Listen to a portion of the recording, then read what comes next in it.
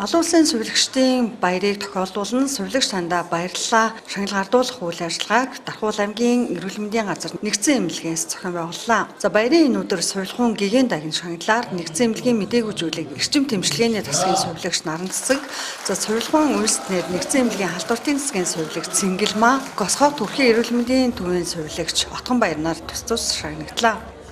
Өнөөдрийн шагнал бол яг бүр нэг одоо сюрприз гэдэг шиг гинтих байдлаа. Би өглөө урчин жижүүртээ хонсон 16 цаг.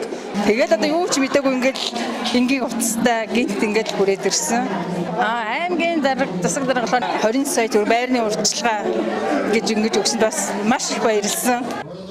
За мөн энэ өдөр эрүүл мэндийн яамны эрүүлгийг хамгаалахын тэргүүний ажилтан цол тэмдгээр 7, эрүүл мэндийн яамны жуух бичгээр 13, Дархуул аймгийн найрамдлын дархан цол тэмдгээр 7, Дархуул аймгийн тэргүүний ажилтан цол тэмдгээр 10, Дархуул аймгийн засаг даргын жуух бичгээр 12, Дархан сумын засаг даргын жуух бичгээр 22 сувилагч эмнэлгийн мэрэгчлэнүүдийг тус тус шагнасан юм а. Шагналыг аймгийн засаг дарга болон эрүүл мэндийн газар нэгдсэн эмнэлгийн удирдлагууд гартуул өгч баяр хүргэлээ.